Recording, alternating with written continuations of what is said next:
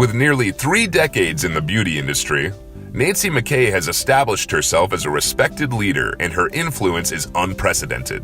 McKay earned a bachelor's degree in social sciences from Florida State in 1978. Since graduation, McKay has propelled into an exceptional career in the cosmetics and fragrance industry.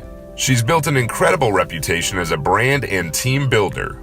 McKay's expertise has certainly lent to her staying power in the industry.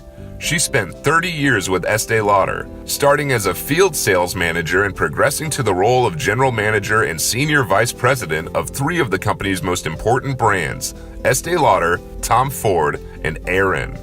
McKay's career trajectory has been impressive, and it has led her to her current role as CEO of Nest Fragrances, a multinational corporation and one of the most recognized American fragrance brands. Nest, a leading designer and manufacturer of high-quality home fragrances, has certainly benefited from McKay's leadership. Since she took on the role of Nest CEO in 2012, McKay has strengthened the brand, increasing revenue and elevating the brand's market position. McKay's career tells the story of impressive business acumen, but she's also shown impressive dedication to many important causes. Just some of the organizations she's served are the Breast Cancer Research Foundation, the Mother's Day Council, the Fashion Scholarship Association, the Fragrance Foundation, and her alma mater, Florida State. Despite a demanding career, McKay has stayed connected to the university since graduation. She's served on the College of Human Sciences Board and currently serves on the FSU Foundation Board of Trustees. She's also served as a mentor to students and provided countless networking opportunities to FSU alumni in New York City. Through the years, McKay has been generous with her time and talent. One such instance is her role as commencement speaker in 2016. That same year, McKay was honored with the inaugural Inspire Award for Women of Distinction. Friends and colleagues will tell you that Nancy McKay expertly balances her career and social grace. For her unmatched integrity and compassion, the FSU Alumni Association is proud to recognize Nancy McKay as a grad made good. I want to thank everyone here for being here this morning. It's quite an incredible honor, and especially to be in the company of such tremendously committed and passionate people about Florida State. My favorite quote is from Maya Angelou, and she said that people will forget what you said, they'll forget what you did, but they will never forget how you made them feel. And so when I was asked, what about my time at Florida State made an impact, I have 3 stories to tell you. And the first one is about something that made a lasting impact in my life, which is being part of the Florida State debate program. And I'm very honored to have my debate coach, Marilyn Young, with me, Dr. Marilyn Young, with me today.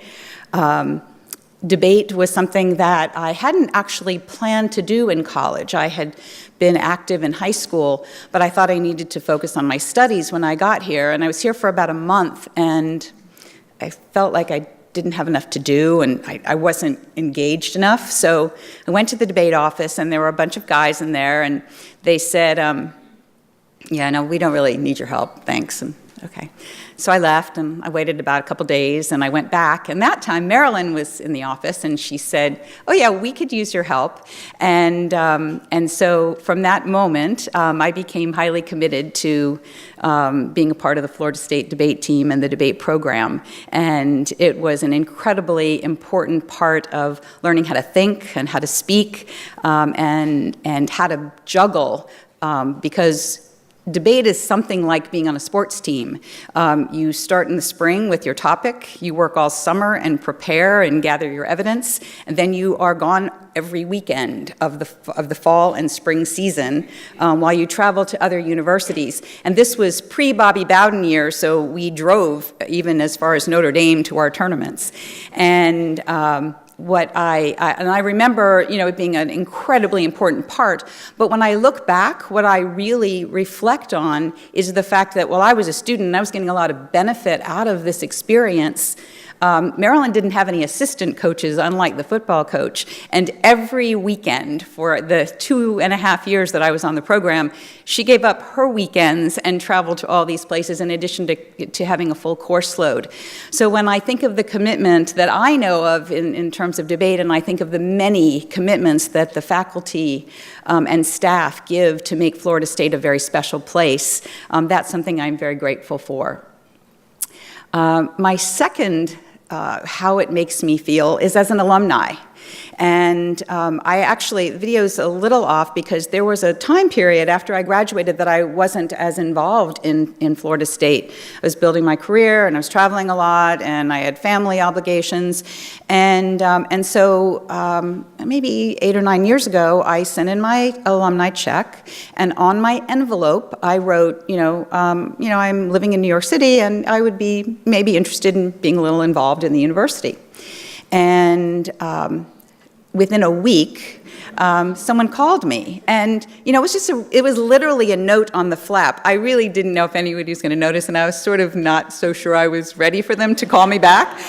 And Murray Smith, who is one of the development officers for the College of Human Science, called me, and from that moment, he has been an incredible link to keeping me engaged and really getting me fully engaged in what it's like to be a Seminole alumni.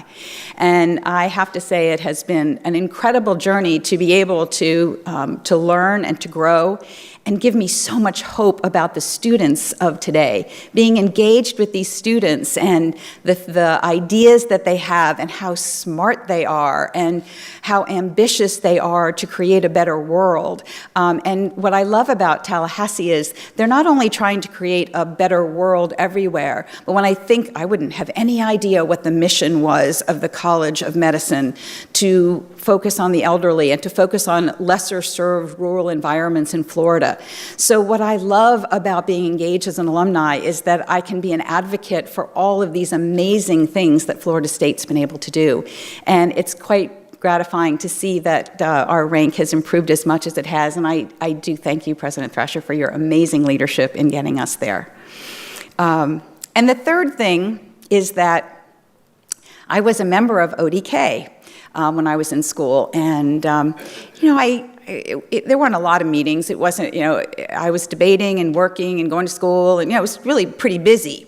And so I showed up in a meeting and they said, okay, you're going to be in charge of one of the grads made good. I'm like, okay.